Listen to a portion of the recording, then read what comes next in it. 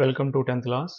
So today we are going to learn another geometrical construction which is very important for examination point of view. So this is the 11th problem in similar triangles, so which is in our syllabus. So today we are going to start the important construction. So 10th class విద్యార్థులకు స్వాగతం. ఈరోజు మనం స్వరూప త్రిభుజాల చాప్టర్లో మనకి రెండు constructions సిలబస్లో ఇవ్వడం జరిగింది. దాంట్లో 10th కన్స్ట్రక్షన్ ఆల్రెడీ చెప్పడం జరిగింది, 10th problem. So 11th problem స్వరూప త్రిభుజాల్లో 11th ప్రాబ్లం 11th కన్స్ట్రక్షన్ ఇప్పుడు మనం నేర్చుకుందాం.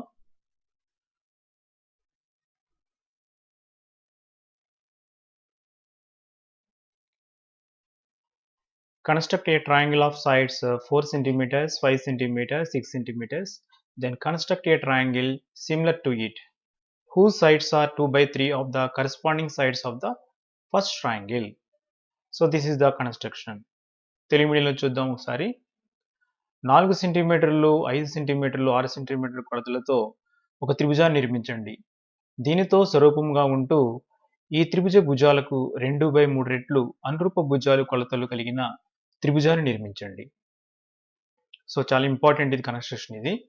సో ఈ కన్స్ట్రక్షన్ ఇప్పుడు మనం చూద్దాం.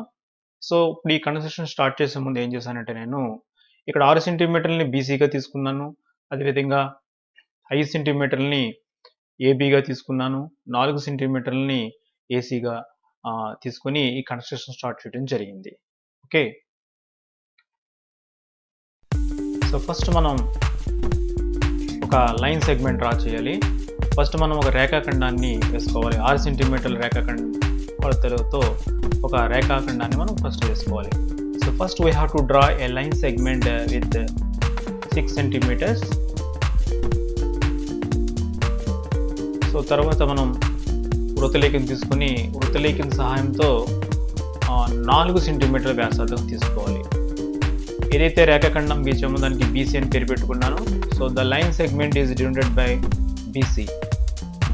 సో ఇప్పుడు మనం 4 సెంటీమీటర్ల వ్యాసార్థం తీసుకోవాలి. ఇక్కడ తీసుకొని బి కేంద్రంగా ఒక చాపాన్ని వేసుకోవాలి. Take 4 centimetres radius and from point B we have to draw an arc. So ఈ విధంగా మనం ఒక చాపాన్ని వేసుకోవాలి.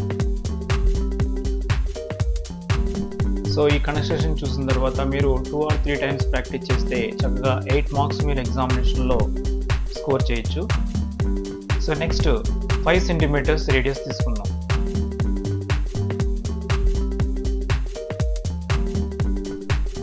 సో నేను 5 సెంటీమీటర్స్ రేడియస్ తీసుకుంటున్నాను. సో ఈ 5 సెంటీమీటర్స్ రేడియస్ తీసుకుని from the point C we have to draw another arc intersecting the previous arc. So 5 సెంటీమీటర్ల వ్యాసార్థం తీసుకుని సి కేంద్రంగా తీసుకొని ఒక చాపాన్ని గీస్తున్నాను. ఈ చాపం ఇంత ముందు గీచిన చాపాన్ని ఏ అనే బిందువు వద్ద ఖండిస్తుంది అన్నమాట. So both arcs intersect at point A. Okay, now we have to join A and C and A and B. So triangle ABC forms. ఏను మరియు సిను, ఏను మరియు బిను కలుపుకున్నట్లయితే మనకి ఏబిసి అనే త్రిభుజం అనేది మనకి ఏర్పడింది. సో ఫస్ట్ ఏసిని కలిపాను ఆల్రెడీ నేను. సో పైన ఏ అనే పాయింట్ రాస్తాను. అలాగే ఏను బిను కూడా ఇప్పుడు కలుపుతున్నాను. Now we have to join the points A and B also. So ABC is the required triangle. Okay, now we have to draw a ray from point B. The ray must be made an acute angle with B. So B నుండి మనం ఒక కిరణాన్ని వేయాలి. ఈ కిరణం ఖచ్చితంగా Bతో అల్పకోణం చేయాలన్నమాట. అల్పకోణం చేసే విధంగా ఒక కిరణాన్ని వేసుకోవాలి. సో ఈ విధంగా ఒక కిరణం వేసుకున్నాం. ఇప్పుడు ఏం చేయాలంటే B దగ్గర నుంచి ఏదైతే కిరణం వేసామో ఆ కిరణం మీద మనకి 3 చాపాలు వేయాలి. 3 చాపాలు ఎందుకు వేయాలంటే ఇక్కడ 2/3 ఇచ్చాడు కాబట్టి 3 చాపాలు వేయాలి. అదే 2/5 ఇస్తే 5 చాపాలు వేయాలి. 2/7 ఇస్తే 7 చాపాలు వేయాలి. సో మొదటి చాపం వేయడం జరిగింది. So B1. So first arc drawn and it is denoted by B1, and the second arc it is denoted by B2 and third arc. So ఈ చాపాలన్నీ వేసేటప్పుడు వాటి యొక్క వ్యాసార్థాలన్నీ కూడా ఒకే విధంగా ఉండాలన్నమాట, వ్యాసార్థం మార్చకూడదు. So all the radius must be equal. Now we have to join B3C. ఇప్పుడు మనం ఏం చేయాలంటే B3ను Cని కలపాలన్నమాట, రెండింటిని జాయిన్ చేయాలి స్కేల్తో. సో ఈ విధంగా కన్స్ట్రక్షన్ ఎందుకు చేస్తున్నాం అనేది మీ అందరికీ ప్రూఫ్ చెప్తాను ఇప్పుడు ఇది అయిపోయిన తర్వాత. సో ఎగ్జామినేషన్లో మీరు ప్రూఫ్ రాయవలసిన అవసరం లేదు, కానీ అసలు ఈ థియరం, అసలు ఈ కన్స్ట్రక్షన్లో ఎందుకు మనం ఇలా చేస్తున్నాం, ఇలా ఎక్యూట్ యాంగిల్ రే ఎందుకు డ్రా చేస్తాం, ఎక్యూట్ యాంగిల్ ఉండే విధంగా ఒక రే ఎందుకు డ్రా చేస్తాం, ఈ ఆర్క్స్ ఎందుకు మనం డ్రా చేస్తున్నాం. సో ఎన్ని విషయాలు కూడా మనం నెక్స్ట్ ప్రూఫ్లో తెలుసుకుంటాం. సో ఫస్ట్ నేను B3ను Cని జాయిన్ చేస్తున్నాను. So join B3 and C. Okay. So next we have to draw a parallel line to B3C from point B2. So B2 నుంచి B3Cకి మనం ఏం చేయాలంటే ఇప్పుడు ఒక సమాంతర రేఖ వేయాలి. మీ అందరికీ ఆల్రెడీ ఇంతకుముందు కన్స్ట్రక్షన్లో చెప్పడం జరిగింది. సమాంతర రేఖలు గీయాలంటే మనం సెట్ స్క్వేర్ని యూజ్ చేస్తాం, మూలమట్టాలను యూజ్ చేస్తాం. సో మూలమట్టాన్ని ఎలా యూజ్ చేయాలనేది ఆల్రెడీ డీటెయిల్గా చెప్పడం జరిగింది. సో ఒక మూలమట్టాన్నేమో ఏ లైన్కి అయితే డ్రా చేయాలి దాని మీద పెట్టుకోవాలి, ఇంకో మూలమట్టాన్నేమో రివర్స్లో పెట్టుకోవాలి, అంటే పెర్పెండిక్యులర్గా పెట్టుకోవాలి. పెట్టుకొని ఆ పాయింట్ దగ్గరికి మూవ్ చేస్తూ ఉండాలి. కోయిన్సైడ్ అయిన వెంటనే జాయిన్ చేయాలన్నమాట. చూడండి, ఇక్కడ ప్యారలైన్ వచ్చింది, B2C' అనే ప్యారలైన్ వచ్చింది. అంటే B3Cకి గీచిన ప్యారలైన్ ఏదైతే ఉందో అది BCని C' వద్ద ఖండించింది. So next we have to draw another parallel line to AC from C'. చూడండి, C' నుంచి ACకి ప్యారలైన్ డ్రా చేయాలి. సో దానికోసం ఒక సెట్ స్క్వేర్ని AC లైన్ మీద పెట్టాను చూడండి. ఇంకో సెట్ స్క్వేర్ని ఏం చేయాలంటే పెర్పెండిక్యులర్గా పెట్టుకోవాలి. పెట్టుకొని ఆ సెట్ స్క్వేర్ని మూవ్ చేస్తూ, ఆ సెట్ స్క్వేర్ పైన ఉన్న సెట్ స్క్వేర్ని మూవ్ చేస్తూ ఆ C' పాయింట్ దగ్గరికి వెళ్ళాలన్నమాట. చూడండి, C' పాయింట్ని ఎడ్జ్ని అక్కడ టచ్ చేస్తుంది కదా. సో ఇప్పుడు ఆ పాయింట్ నుంచి మనం ఏం చేయాలంటే ఒక లైన్ డ్రా చేయాలి. చూడండి, అక్కడ పైన ఉన్న సెట్ స్క్వేర్ వచ్చి C' పాయింట్ని టచ్ చేస్తుంది అనమాట. సో అక్కడి నుంచి మనం ఒక ప్యారలైన్ డ్రా చేసుకోవాలి. Now we have to draw another parallel line and this parallel line intersect AB at A'. So ఇప్పుడు వేసిన సమాంతర రేఖ, ACకి సమాంతరంగా వేసిన ఈ సమాంతర రేఖ ABను A' వద్ద ఖండించింది అనమాట. సో A', B, C' మనకు కనిపిస్తుంది క్లియర్గా. So this is the required triangle. అంటే ఇక్కడ మనకి 2/3 is a proper fraction. So proper fraction ఇచ్చినప్పుడు మనకి ట్రయాంగిల్ అనేది ఇన్సైడ్ వస్తుంది అనమాట. అలా కాకుండా 3/2 ఇచ్చాడు అనుకోండి అవుట్ సైడ్, అంటే ట్రయాంగిల్ కొంచెం పెద్దది వస్తుంది అనమాట. ఓకే, సో ఈ విధంగా ఇక్కడ చూడండి అమ్మ, తెలుగు మీడియం 2/3 అనేది మనకి క్రమభిన్నం అనమాట. ఇలా క్రమభిన్నం ఇచ్చినప్పుడు మనకి ఆ త్రిభుజం అనేది లోపల వస్తుంది. సో అపక్ర భిన్నం అంటే 3/2 ఇచ్చాడు అనుకోండి, త్రిభుజం అనేది బయట వస్తుంది అనమాట. సో ఈ విధంగా మనం ఈ నిర్మాణాన్ని వేసుకోవాలి. ఓకే, ఇప్పుడు ఈ నిర్మాణానికి సంబంధించిన నిర్మాణ క్రమం, అదేవిధంగా దీని యొక్క ప్రూఫ్ కూడా ఒకసారి మనం చూద్దాం. ఓకే, సో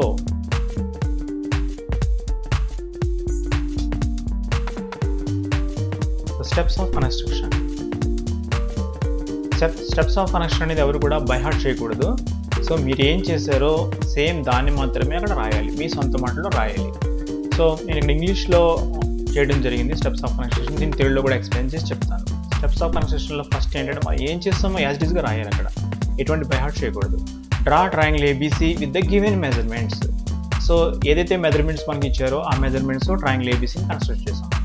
యాక్చువల్గా మనకి 10th ప్రాబ్లంలో అయితే మెజర్మెంట్స్ కూడా ఇవ్వలేదు, మనం ఇష్టం వచ్చిన ట్రయాంగిల్ ఏదైనా డ్రా చేసుకోవచ్చు. ద బెస్ట్ ఏంటంటే అక్కడ మాత్రం మనకి మెజర్మెంట్స్ ఇవ్వనప్పుడు మనకి ఈక్వలేట్ ట్రయాంగిల్ వేసుకుంటే, సంబాహు త్రిభుజం వేసుకుంటే బాగుంటుంది అనమాట. సో ఫస్ట్ స్టెప్ చూడండి, తెలుగు మీడియం ఇచ్చిన కొలతతో ట్రయాంగిల్ ABCని నిర్మించి, అది ఫస్ట్ స్టెప్ అవుతుంది. And the second step is draw a ray from B making acute angle with B.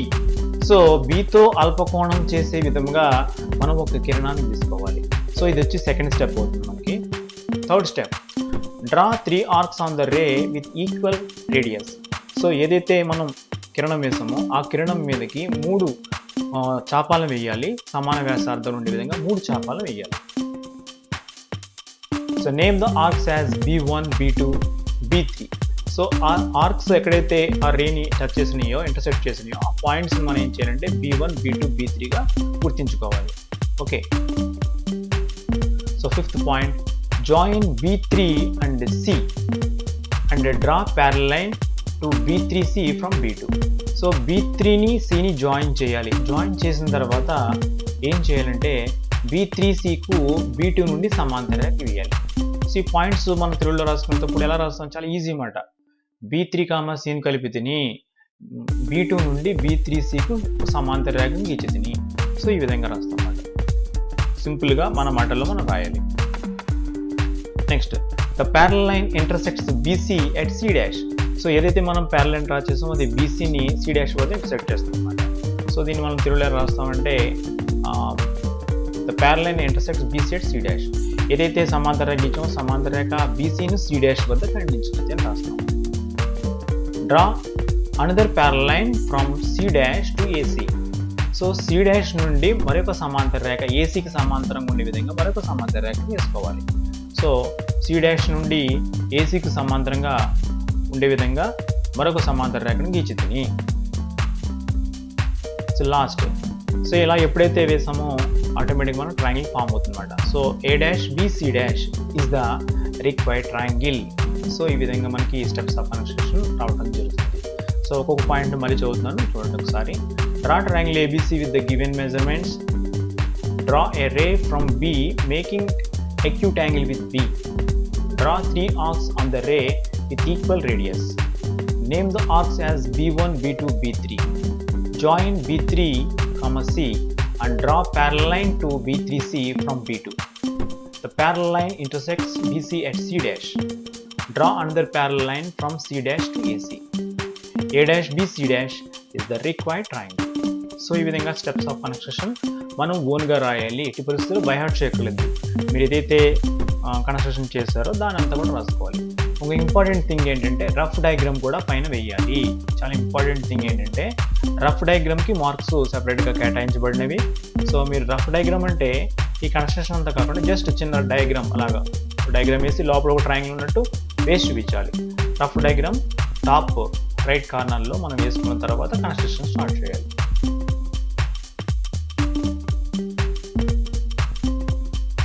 Next proof. అసలు ఈ కన్స్ట్రక్షన్ మనం ఎందుకు యాక్సెప్ట్ చేయాలి? ఎందుకు యాక్సెప్ట్ చేయాలంటే చూడండి, ఇక్కడ మనకి ట్రయాంగిల్ B3C అనే ఒక ట్రయాంగిల్ కనిపిస్తుంది. మనకి ఇక్కడ B3C అనే ట్రయాంగిల్ కనిపిస్తుంది. ఈ ట్రయాంగిల్లో B3Cకి మనం B2 నుండి ఒక ప్యారలల్ లైన్ డ్రా చేసాం. సో B2C' అనే ఒక ప్యారలల్ లైన్ ఉంది. అది దేనికి ప్యారలల్గా ఉంది? B3Cకి ప్యారలల్గా ఉంది. సో మనకి బేసిక్ ప్రపోర్షనాలిటీ థియరం ఏంటంటే ఒక త్రిభుజంలో ఒక భుజమునకు సమాంతర రేఖ గీచిన అది మిగిలిన రెండు భుజాలను ఒకే నిష్పత్తిలో ఖండిస్తుంది. A line drawn parallel to one side of a triangle divides the remaining sides in the same ratio. So దాన్ని బేస్ చేసుకొని ఇక్కడ B2C' అనేది B3Cకి ప్యారలల్గా ఉంది కాబట్టి సో ఆటోమేటిక్గా మనకి ఏమవుతుందో చూడండి ఒకసారి. Since in triangle B3C, B2C' parallel to B3C, hence BC' by BC is equal to B2 by B3 అవుతుంది. సో ఇలా ఎందుకు అవుతుందంటే మనకి బేసిక్ ప్రపోర్షనాలిటీ థియరం తీసుకొని సో కాంపోనెంట్ లో అప్లై చేసినట్లయితే BC' by BC is equal to B2 by B3 అవుతుంది. కానీ ఇక్కడ మనం అబ్జర్వ్ చేసినట్లయితే మనకి BC' యొక్క BC' అంటే ఎన్ని పార్ట్లు ఉంటుంది అక్కడ మనకి BB2 ఎన్ని పార్ట్లు ఉంది అన్ని పార్ట్లు ఉంటుంది. అంటే BB2 ఎన్ని పార్ట్లు ఉంది? టూ పార్ట్స్ ఉంది.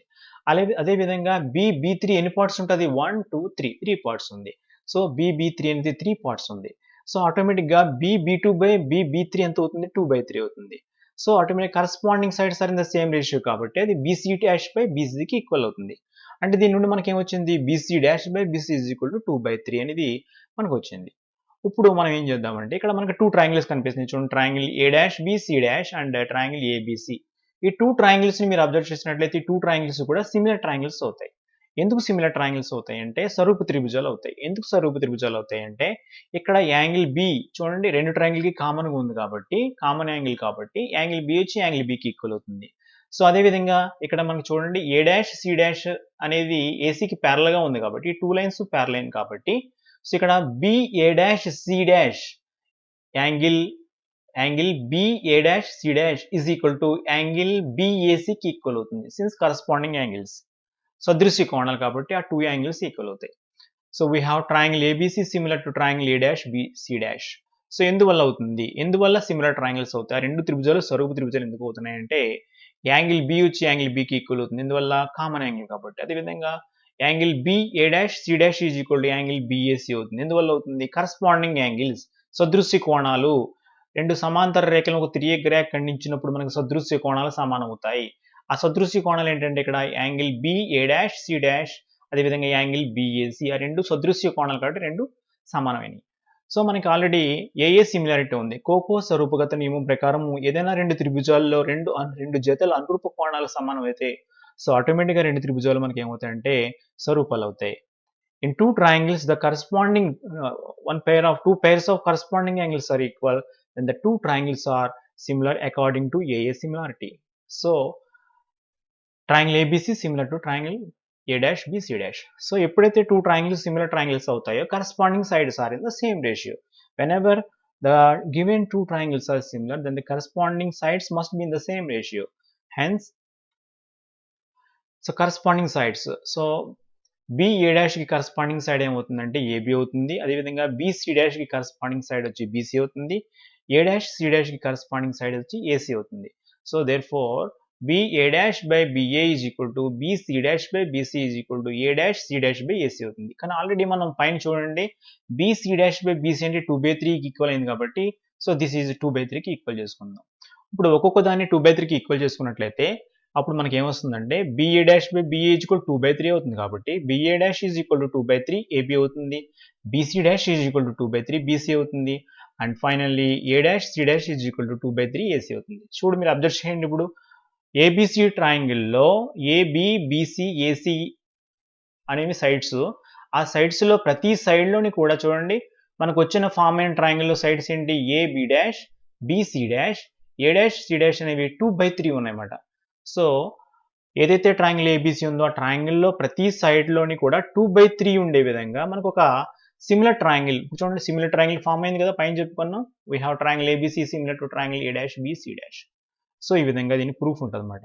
సో మ్యాథమెటిక్స్లో ఏ ప్రాబ్లం చేసినా ఏ టాపిక్ నేర్చుకున్నా ఏ కాన్సెప్ట్ నేర్చుకున్నా సరే the student does not accept an argument unless is logically convinced. So ఎప్పుడైనా సరే విద్యార్థి తార్కికంగా సంతృప్తి చెందినప్పుడు మాత్రమే దాన్ని యాక్సెప్ట్ చేయాలి దేనైనా సరే. అది టీచర్ చెప్పవచ్చు ఎవరు చెప్పినా సరే. సో ఇప్పుడు ఈ కన్స్ట్రక్షన్ చేయమంటే చాలామంది కన్స్ట్రక్షన్ చేస్తారు కానీ సో దీని కన్స్ట్రక్షన్ వెనక ఇంతగా లాజికల్ ప్రూఫ్ ఉందన్నమాట. అంటే ఈ కన్స్ట్రక్షన్లో ఏమి ఇంక్లూడ్ అయినాయి అంటే బేసిక్ ప్రొపోర్షనాలిటీ థియరం ఇంక్లూడ్ అయ్యి ఉంది. అదేవిధంగా ఇక్కడ మనకి సిమిలారిటీ ఏఏ సిమిలారిటీ అనే కాన్సెప్ట్ ఇంక్లూడ్ అయ్యి ఉంది. సో వీటన్నిటిని కలుపుకొని మనకి కన్స్ట్రక్షన్ అనేది రావడం జరిగింది. సో ఈ విధంగా ఈ కన్స్ట్రక్షన్ చేసుకోవాలి. Thank you.